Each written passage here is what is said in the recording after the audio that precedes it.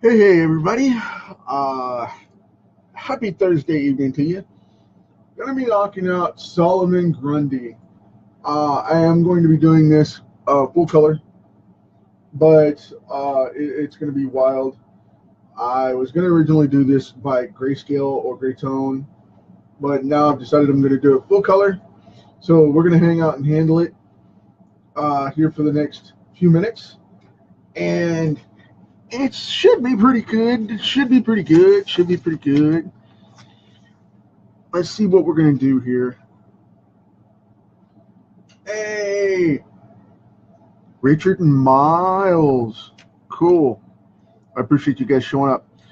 Um, I'm gonna start out with the dark blue in the suit here and knock this out because there's a lot going on in this thing, and I want to get this underway to where we can see what's going on and start to define rather quickly what's what, and get this one done because it's been a while since I had drawn this card in the series. It was a while back, and I wanted to save it for these coloring sessions so that you guys could get a look at what I do with this stuff firsthand. Um, I'm going to go in on his skin tones in just a minute, and we're going to do kind of a seafoam green and a mix of seafoam green, gray, white, and a super light powder or sky blue.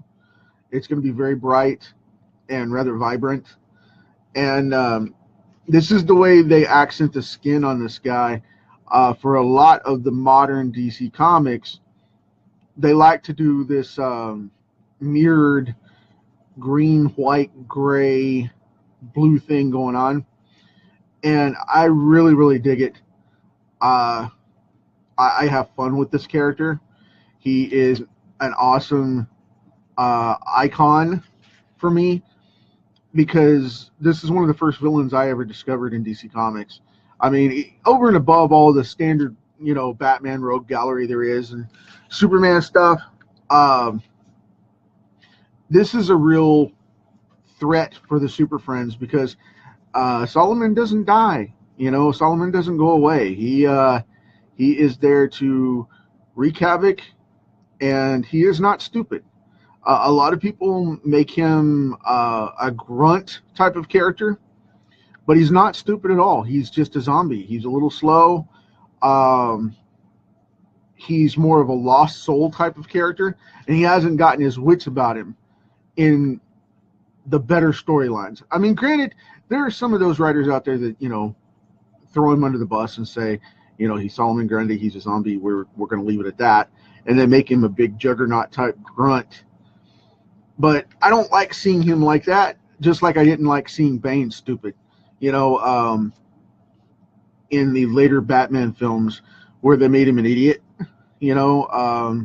I didn't like that. Where he would walk around and Bane, and that was it. The Dark Knight saga was really, really cool about having all of that play out to where he was not a moron, but he was a tactical villain, which is exactly what he was.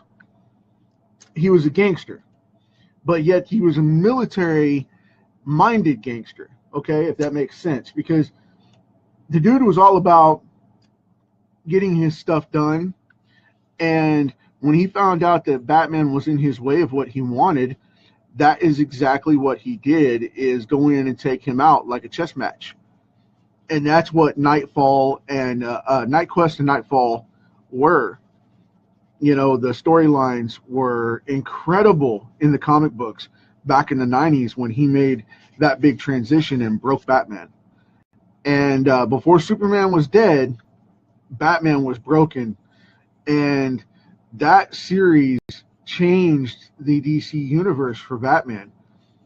Because Batman had never been defeated before. I mean, even by anybody. They'd get him down and get him out, but he would always get out in the nick of time, you know what I mean? And he would always make a comeback. I mean, yeah, he got roughed up once in a while, but he never really got defeated to the point to where a villain took him down to the point where he couldn't come back. So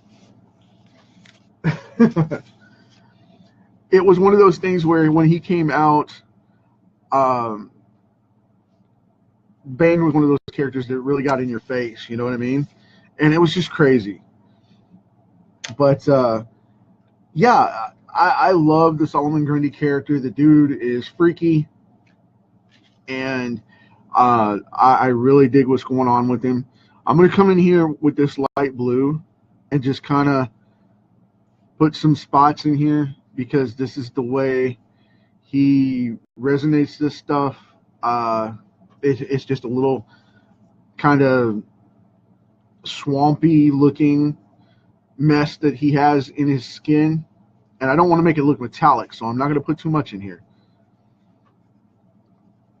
But he has a dead skin look because of the fact that he is literally a zombie in the truest form. You know, I've got a spike back here. I've got a cleaver or a knife back here on this side. The rope around his neck for the noose. You know, that's just the way he was done because he was killed. I think 30 different ways they killed him, and he kept coming. You know, the dude was an enforcer for the mob, and he just would not die. And they finally, when his boss finally killed him, they broke his neck and tied weights to him and stuck him in the bog, and that was the end of it. But I don't want him to look too much like the Hulk either, because that's not what we want to do here. We want to keep him light and keep him gnarly looking. So 9 key elements. What I'm going to do is I'm going to shadow some of this stuff, and then I'm going to blend it down with the blending pencil, because I don't want him to look green, you know, Hulkish. But I want some of the color tint in there because of the fact that we're going to need it for the overall look, you know. And this is Solomon Grundy to me. This dude is just nasty, nasty, gnarly. Let's see how that's coming out. Yeah, that looks cool. I like it. Now, when I spot color like this, the reason is because I'm going to blend these down. And like I said, I want it to look really hardcore, intimidating. So whenever I put these spot colors in, it goes right up in there, fills in the spot, and then the pencil blends it down together, and all of this runs together and makes this really cool, nasty wash. And a lot of people are like, that's going to be muddy. No. It's not. It's not. It'll blend down and it'll be awesome.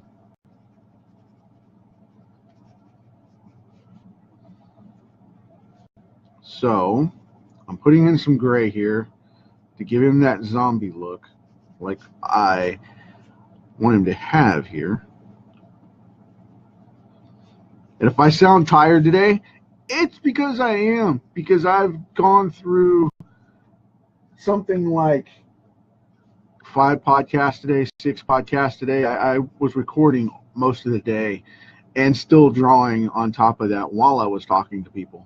So if I sound a little under the weather or tired, it's because of the fact that I put in all those hours today on the mic and getting ready for this big launch of this podcast. It's been forever since I got to hang out with you guys and got the podcast up and got everything rocking and rolling. Now, this is starting to come together and look like Solomon. Really starting to look like it's supposed to. So now, I'm going to put a little bit more under that chin there to darken that up. Now what I'm going to do is I'm going to blend it and rough him up. I'm going to grab my trusty blender pencil. So, I'm just going to come right in here on the face. Get this going right in this area here under the eye and blend that all together, because it just smooths it out. It doesn't rub it around too much as long as you don't scrub too hard. It blends it around rather than scrubbing it all together. So there we go. Yeah, now we're getting those skin tones out of there where those spot colors are coming together. Good deal. Press a little harder on that one because it's not quite coming together. There we go.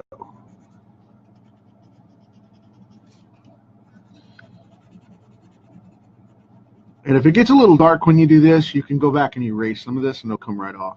However, the card will be stained. These index cards do not have a high tolerance or a high forgiveness for this. So once you color this down on these index blanks, it's there, man. I mean, it's going to be tough to get it off.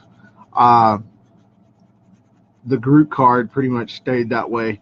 I had to clean it and start again to get it to work for the set. And it did. It came off really well. It gave it an wood texture with the card response. It went sideways on me a little bit, which was weird to see happen because they hardly ever do that, but once in a blue moon, they'll go a little wonky on you with these card flats. These are just blank 3x5 cards, fly by night type things. I'm going to put a little more gray right back here in this pocket, which is supposed to be more of the suit, but I'm going to make it the back of his neck just for blending it and time constraint and pulling it all together. There we go. Cool deal. There we go. We have the color of Solomon. So now that's done. Now I'm going to take a little bit darker gray here. I'm going to accent this this noose.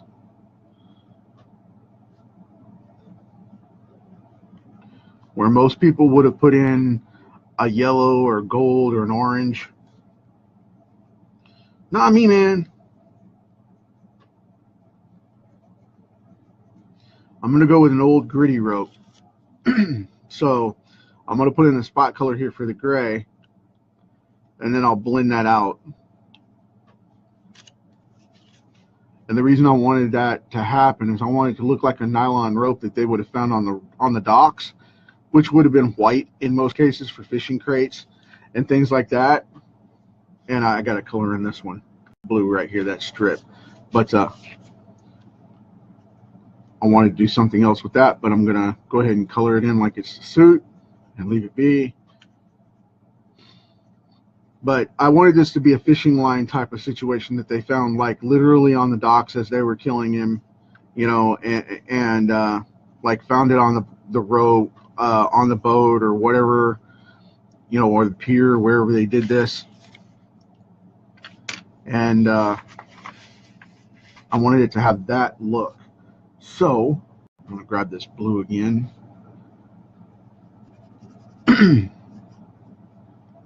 It was funny watching people respond to my page, because my comic page yesterday, because so many people were like, man, that's, you know, you didn't blend it down and this, that, and the other. They kind of went sideways on me a little bit, which I found highly amusing. Dropped my pencil because of the fact that, you know, it was just strange, the response that I got. I didn't quite expect that, but, you know, it's a sign of good faith that I'm doing what I'm supposed to be doing, because, you know, when people criticize your marketing or your, you know, your fame or position or infamy, as it were, because, you know, I don't consider myself famous, but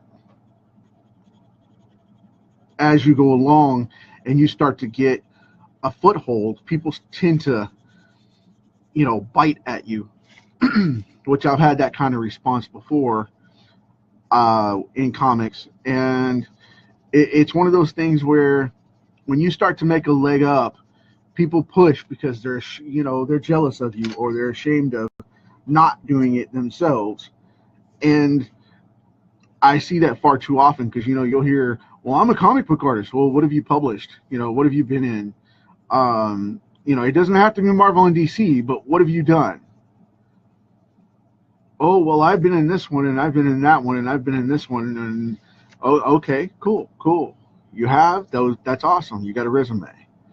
But, well, I haven't published anything yet. Well, when you do that, instantly people start to rip you apart and think about that. And, for me, it's been a while since I put a book out because I took that year off to draw and stockpile books to do it all on my own. And that's when they start coming after you. And today, I got a few bad reviews about that. People were saying not necessarily bad things. It was just funny that people were coming at me about the coloring or the page work. Not anyone, no one said anything bad about the artwork. It was about my production of my saying I was doing so many pages, and you know, as quickly as I was producing the book. And yeah, I understand that. You gotta think and say what you want to think and say, but don't come at somebody over their production and do it out of jealousy, because I'll slap a 90-minute timer up on a clock and have somebody referee and witness it, and I'll hammer a page out. That's no big deal. Been there, done that. I do it all day long. And if you get bent about it, that's your thing. But I take it as me stepping in the right direction. You know what I mean? I don't take it personal. When someone comes at me about that kind of stuff, I'm just like, well, I appreciate that.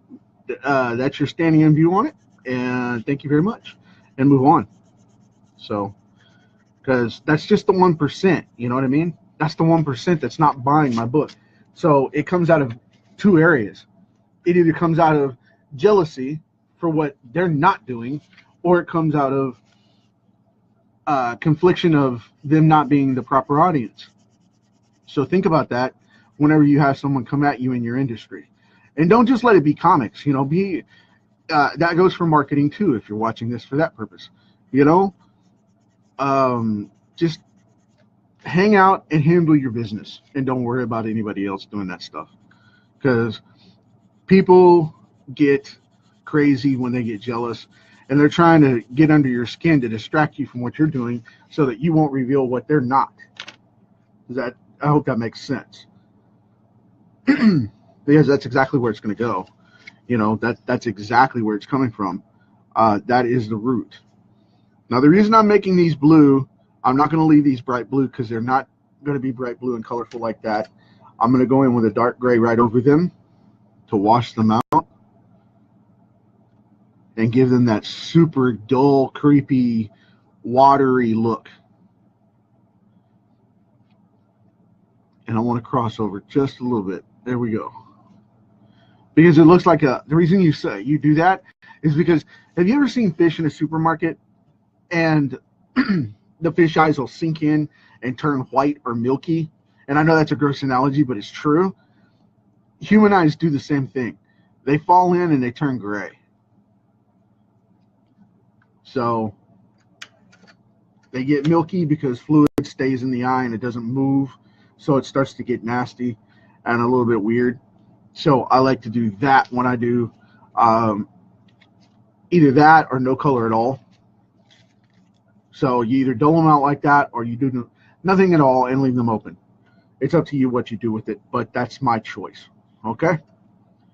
Now, I'm going to go here with this super dark gray, and I'm going to make this look like a pipe or a tie, a railroad tie kind of thing, a spike of some sort that's wedged back there in his back. And on the other side, I'm going to use a super light gray so that I can make it look like a typical stainless steel knife. There we go. Now I'm going to go in here and have some fun with this thing. I'm going to take that's what did I do with it? There we go. Cool. I'm going to take this black and I'm going to go in here and sink this in nice and smooth. because I want him to look gnarly. So what we're going to do is I'm going to come right along here like he's wearing eyeliner, so it looks like his eyes are sunk in. I'm going to come up real heavy right under here.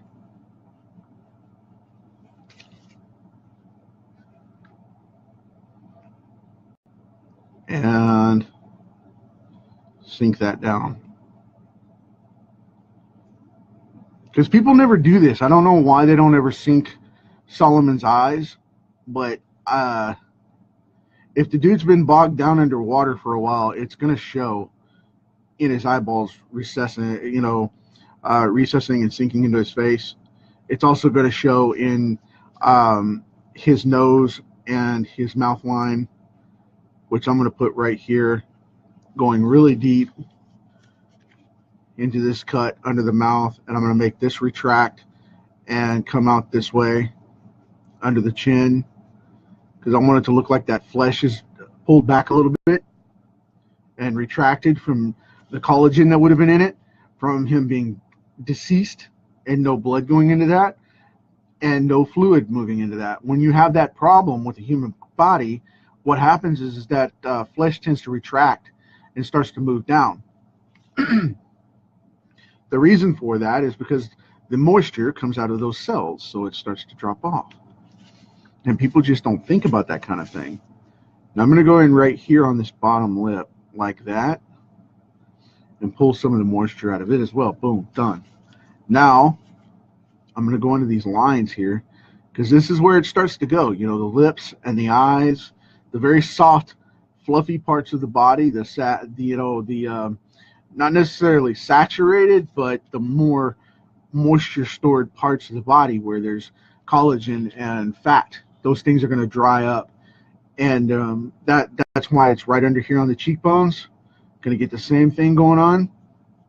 If you want him to look gnarly, pull him out just a little bit and put in some of this receding cheek tissue right here. He will start to look really gross. And you just don't want to overdo it, because you want to make him look slightly, because he's supposed to be like super strong, like strong enough to go hand to hand with Superman. And if that's the case, you got to give him some tissue and some muscle left, like he hasn't been dead very long, but long enough to be nasty and gnarly, but not long enough to be, where he's Jason, as it were. Going to darken that in just a little on that one side, darken that too. And I've got these natural shadow lines that I put in already, so I'm just going to kind of touch on those just a little. But you want him to have that nasty, gnarly look, like he's been worn just a little bit, you know what I mean? And no one really does that. They leave him open for clarification and specific looks, like he's been pickled or preserved. And I don't like to do that. I like to show where he's a nasty looking dude. So I'm going to put in some heavy flaring colors here. Boom. Put in some blacks so we can get that going. Boom. Now to shake things up a little bit, I'm going to go right in here. Got to target where I'm going to put this. Okay. I'm going to give you a raw shadow for that noose.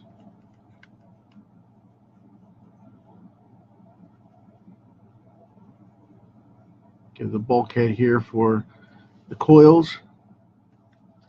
And then boom. We have a very nasty, nasty Solomon Grundy. So we have that going.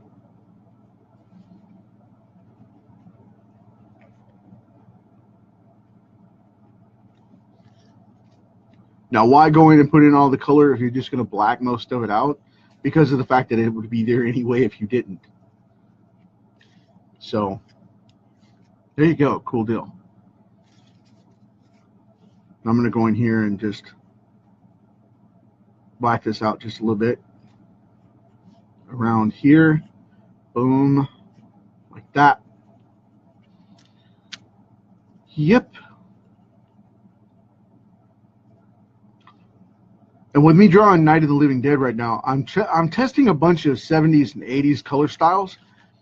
And right now, the people that got bent today, the 6 or 7 people out of the 5,000 that complimented me today, like I said, I totally respect where they're coming from, you know. But don't degrade me just because you hate the coloring choice, and don't force me to change up, because that's what they were asking me to do, and they got upset when I didn't, because they wanted it to be digital colored and all that. And I'm just like, I can do that all the time, you know. I do that all the time. I wanted to do this Walking Dead as a special or not Walking Dead, excuse me, Night of the Living Dead project as a an homage to the other part. So thanks, Nathan. I appreciate it, man. Let's see where we're at. I just wanted to have a little bit different thing going on when I went in with this one, you know, with this project. And I wanted it to pay homage to the original film as well as my unique story. And then I wanted it to pay an homage to the 70s and 80s comic book artist. I really wanted to pay that respect to my favorite artist growing up, because it wasn't any kind of, you know, ego contest or anything like that. But it was a personal challenge to me to see if a comic book with the 70s, 80s style of true artistic line work holding up, because the black and white line work had to hold up the image for all the detail, because when you color in the 70s, late 70s, early 80s comic book styles, they're flat. They're one color.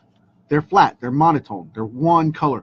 I mean, if it was blue, it was blue. It wasn't 3 blues. It was blue. Same thing of anything else. You know, Superman had that one bright blue, and that was it. And he had that one bright red. That was it. You had the yellow accents. That was it. There wasn't a bunch of tones going on. So, you know, that was a big thing with this particular page. And I'll show you guys the result of last night's work, just so you can see it real quick. You know, that's the colored portion of the page. It's flat, you know, very flat, very flat. I did add in a couple of accents on the flesh tone and pop it up a little bit, but I think in the next issue I'm going to leave it flat so you guys can get that classic style look. But the gray tones came out really well. I am very happy with the conditioning of the pencils in this one and how it came out. No problems there. But anyway, I wanted to show that because that was the finished product of last night. And with that said, I'm going to be doing this issue in this style. But it will be all blended down, so you won't have to worry about this, you know, this kind of thing going on. But that's Solomon for tonight on Focus of the Cards. This is Solomon Grundy from DC Comics, and this is my incarnation of that. I hope you guys dig it. I am out of here.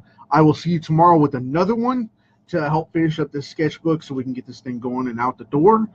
And I may have another session with some tips. If you guys want to know and you're on right now, ask me what's going on. Send me a message and whatnot. And if you want to know something specific about how to do comics, let me know and I'll help you out. So until then, we inherited this big rock in this life we have. So be sure to share it and leave it in a better condition than you got it. Talk to you later.